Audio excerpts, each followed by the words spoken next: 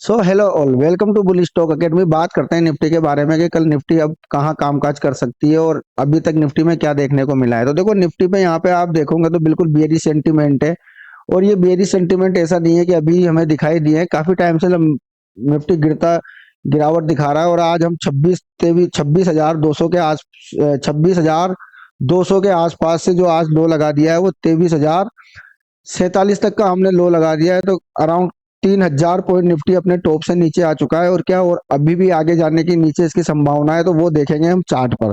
तो देखो, यहाँ जो चार्ट लगा हुआ है वो डेली चार्ट है, लेकिन अगर मैं इसको यहाँ पे आपको मंथली चार्ट पे दिखाऊं तो मुझे यहाँ पे कुछ इस तरीके का पैटर्न दिखाई दिया है, जिसको हम काफी टाइम से बोलते हुए आ रहे हैं कि भाई निफ्टी में एक बड़ी गिरावट देखी जा सकती है इस पैटर्न के अकॉर्डिंग। तो आज यहाँ पे मैं आपको दिखाऊंगा कि कैसे हम पहले से प्रिडिक्ट कर सकते हैं कि निफ्टी हो या कोई भी इंडेक्स हो या कोई भी स्टॉक्स हो, तो वो किस प्रकार हमें आगे चलता हुआ दिखाई दे सकता है। तो यहाँ पे अगर हम बात करेंगे तो यहाँ पे हमें एक clear cut evening star candle stick pattern दे दिया था, जिसकी कंफर्मेशन ऑलरेडी यहाँ पे हो चुकी थी हमारे लिए।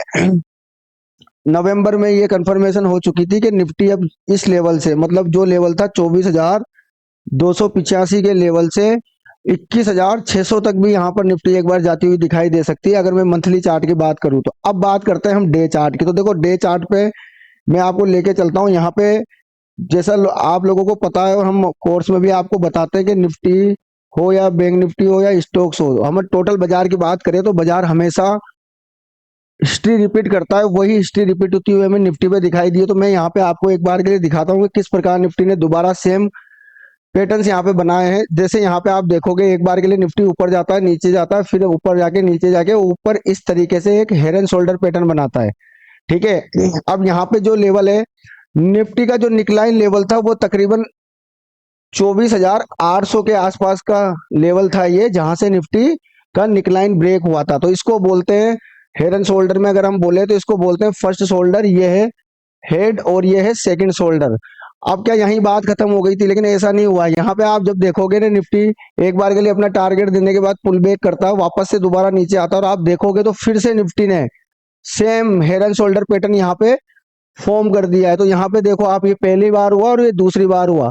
तो ये सारी चीजें आप जब चार्ट को पढ़ते हो तो आपको आराम से दिखाई देने लगती है। इसके लिए आपको कैंडलस्टिक चार्ट पैटर्न्स के साथ साथ स्टॉक बाजार की नॉलेज का, मतलब कहने का मतलब यहाँ पे आपको कैंडलस्टिक चार्ट पैटर्न और चार्ट्स को पढ़ना आना चाहिए। और चार्ट को पढ़ना आप तभी आएगा जब आप प्रैक्टिस करते हो। सबसे बड़ा खेल यहाँ पे प्रैक्टिस का है। तो अब आप देखोगे कि यहाँ से जब निफ्टी अपना ब्रेक करती है निकलाइन को, तो निफ्टी पहला जो लो लगाती है वो यहाँ तक का था, क्योंकि सेकंड शोल्डर के और निकलाइन के बीच का उसका टारगेट होता है। वहां से एक बार बाउंस दिखाती है और फिर से देखो, जब बाजार ने नीचे के इस लेवल से 23,400 से ऊपर की तरफ बाउंस किया, तो एग्जैक्ट इसी रेजिस्टेंस पे, ये आप मेरी पिछली वीडियो में जाके देख सकते हैं, जहां पे मैंने बताया था कि 24,800 एक बहुत ही क्रिटिकल रेजिस्टेंस का काम करेगा। और सेम निफ्टी ने वैसा ही किया, वहां से जाती है और दोबारा फिर से गिरती हुई नीचे की तरफ आती हुई हमें दिखाई दी है। तो अब दो चीजें क्लियर हो सकती है कि निफ्टी में अभी आगे भी गिरावट जारी रह सकती है, और किस प्रकार निफ्टी अपने इतिहास को दोहराते हुए चल रहा है। तो अब आगे हम कैसे काम काज कर सकते हैं? तो देखो, मैं यहाँ पे सिंपल आपको बता देता हूँ। इंट्राडे में आपको ट्रेडिंग करनी है, तो इंट्राडे ट्रेडिंग के लिए एक कॉन्सेप्ट है। तो यहाँ पे आप देखोगे आज बाजार ने क्या किया। देखो किस तरीके से बाजार काम करता है। बाजार एक बार के लिए गैप डाउन ओपनिंग देता है, राइट। गैप डाउन ओपनिंग के बाद यहाँ पे जितने भी लोगों ने ये सोच के सेल किया कि बाजार और गिरेगा, तो ये बिल्कुल गलत था। क्योंकि आपको ये पता होना चाहिए कि बाजार किस सिनेरियो में काम करता है। तो बाजार एकदम जिगजैग में काम करता है। तो यहाँ पे अगर आपकी गैप डाउन ओपनिंग हुई है, तो बाजार एक बार के लिए अपनी इस गैप को भरने के लिए आया। तो एग्जैक्ट यहाँ पे आपको निफ्टी दोबारा आता हुआ दिखा, और उसके बाद कंटिन्यू सेलिंग यहाँ पर देखने को लगी। लेकिन यहाँ भी आप देखोगे कि बाजार जैसे ही इस लो को काटता है, उसके बाद फिर एक तेजी दिखाता है। तो बाजार जो चलता है वो एक जिगजैग के रूप में चलता है, क्योंकि जो जनरली लोग ट्रेड कर रहे हैं वो किस तरीके से कर रहे हैं कि या तो उनके लिए क्या होगा, ये अगर निफ्टी ने ये लो लगा हाई लगा दिया तो इसको ब्रेकआउट पे वो बाय करते हैं, जबकि ये गलत है।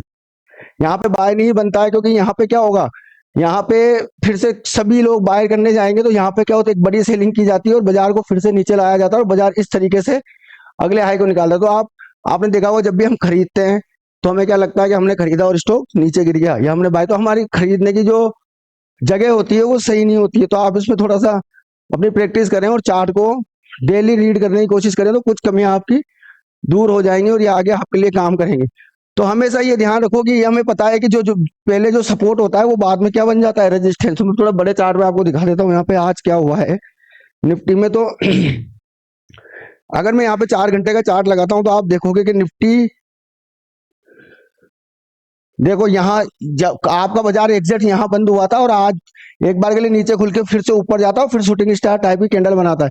तो यहाँ पे हमने बाजार को शॉर्ट भी किया था, वो थोड़ी देर में वीडियो इसके बाद यूट्यूब पे डल जाएगी आप लोगों के लिए, तो आप देख लेना।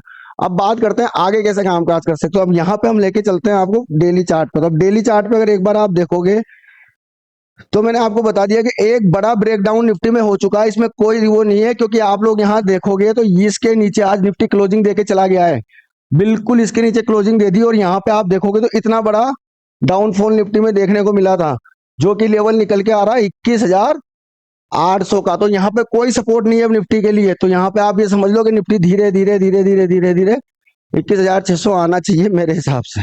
टाइम लग सकता है, हो सकता है बीच में कंसोलिडेट करे या फिर ऊपर नीचे करे, लेकिन बाजार का टारगेट यही निकल के आता है अब। क्योंकि यहाँ पे मैं देखूं तो यहाँ पे कोई सपोर्ट नहीं है बाजार में, और आज इसके नीचे क्लोजिंग देके गया है निफ्टी, और वो भी रीटेस्ट के साथ। अब रीटेस्ट बोले तो कैसे, रीटेस्ट देखने के लिए आपको क्या करना पड़ेगा, रीटेस्ट के लिए आपको इससे छोटा चार्ट लगा लो एक बार। तो आप यहाँ पे 1 घंटे का चार्ट लगा लो, तो अभी आपको यहाँ पे क्लियर दिख जाएगा कि कैसे रीटेस्ट यहाँ पे होता हुआ दिखाई दिया है। तो देखो मैं एक बार के लिए इस चार्ट को अपन ये यहाँ पे अब बिल्कुल आप देखो, यहाँ से नीचे खुलता है, ऊपर जाता है और फिर से रिटेस्ट करता है। तो मतलब प्रॉपर वे में निफ्टी नीचे जा रहा है, इसमें एकदम क्लियर कट इंडिकेशन है निफ्टी के नीचे जाने के। ठीक है, उसके बाद अगर हम देखें तो कोई डाउ जोन्स में भी कोई खास हमें देखने को नहीं मिल रहा है। अभी जो यूएस चल रहा है, तो यूएस के चार्ट पे भी आप बड़े टाइम फ्रेम पे जाके देखोगे तो यहाँ पे भी एक बड़ा डाउनफॉल हमें देखने को मिल रहा है। वो कैसे, अब यहाँ पे आप समझोगे, अगर मैं यहाँ से एक ट्रेड लाइन लेता हूँ तो वो ट्रेड लाइन भी इसने भी अपनी ट्रेड लाइन का ब्रेकडाउन कर दिया है यहाँ पे। ठीक है, तो डाउ जोन्स भी क्या कर रहा है, एकदम से यही फॉर्मेशन करता हुआ, इसमें भी ये देखो यहाँ पे ये बन चुका है। आप अगर आप देखो इसको ध्यान से, तो मैं आपको दिखाने की कोशिश करता हूँ कि ये फर्स्ट शोल्डर है, उसके बाद इसको हम हेड मान लेते हैं और फिर दोबारा से ये और ये। तो ये देखो एग्जैक्ट लेवल पे यहाँ पे भी इसका ब्रेकडाउन हो चुका है। तो डाउ जोन्स में भी आपको बड़ी गिरावट देख, अब डाउ जोन्स में सपोर्ट कहाँ निकल के आता है, तो डाउ जोन्स का जो पहला सपोर्ट है वो 40,900 के आसपास निकल के आ रहा है। ठीक है, तो अगर यहाँ से डाउ जोन्स फिसलता है तो 41,700 यहाँ पे अराउंड 1500 2000 पॉइंट की डाउ जोन्स में भी गिरावट देखी जा सकती है। और अगर डाउ जोन्स इतना गिरता है तो निफ्टी गिरना वाजिब बनता है उसके साथ। थोड़ा सा आप इस प्रकार से निफ्टी में ट्रेड कर सकते हैं। अब मैं यहाँ पे इंट्राडे के लेवल इसलिए थोड़ा सा अवॉइड करो आप, क्योंकि बाजार किस प्रकार से रिएक्ट कर रहा है आजकल, बहुत ज्यादा वॉलेटिलिटी हो गई है। 10 20 50 पॉइंट का स्टॉप लॉस तो बाजार वैसे ही काट देता है। अगर आपको इस बाजार में पोजीशन बनानी है तो आप इस प्रकार से बनाओगे, या तो आप एक्सपायरी अगली लो क्या, या उससे अगली एक्सपायरी लो। जितनी दूर की एक्सपायरी लोगे आपका प्रीमियम उतना कम मेल्ट होगा। वो क्योंकि जो वॉलेटिलिटी है वो क्या कर रही है, वो कॉल और पुट दोनों के प्रीमियम्स को डिके कर देती है। तो आप यहाँ पे हमने आपको बता दिया कि लॉन्ग टर्म में क्या रहने वाला है। तो यहाँ पे एक चीज ये भी है कि अभी कोई भी अपने पोर्टफोलियो में नया शेयर मत खरीदो, क्योंकि निफ्टी को एक बार बॉटम बनाने दो। और मैं शायद आपको पहले भी बता चुका हूँ कि निफ्टी में एक लेवल है जहां पर अभी तक गैप फिल नहीं हुआ है, और वो शायद सबको पता है जो पुराने मेरी वीडियो देखते हैं या मुझे जानते हैं। तो यहाँ पे निफ्टी में अभी भी ये वाला गैप बना हुआ है क्या, तो ये गैप एक बार निफ्टी फिल करती हुई दिखाई दे सकती है, क्योंकि अभी सब कुछ गिरावट के सेंटीमेंट है। और जब 21,600 तक आना है तो फिर वो इसको भी भर के ही जाने की कोशिश करेगी यहाँ पे। ठीक है, तो हो सकता है कि निफ्टी एक बार के लिए हमें जो लो लगाती हुई दिखे वो 20,290 रुपए तक का भी निफ्टी आने वाले टाइम पे आपको टारगेट दिखा सकती है। तो थोड़ा सा यहाँ पे अपन अभी अवॉइड करेंगे। लेकिन देखो क्लियर कट है, यहाँ पे इसी जगह से निफ्टी ने एक बड़ा बाउंस दिया था यहाँ से, राइट। तो अभी क्या कर रहा है, इसके नीचे काम कराना स्टार्ट कर दिया, और वो भी क्लोजिंग बेसिस पे क्लोज करके गया इसके नीचे।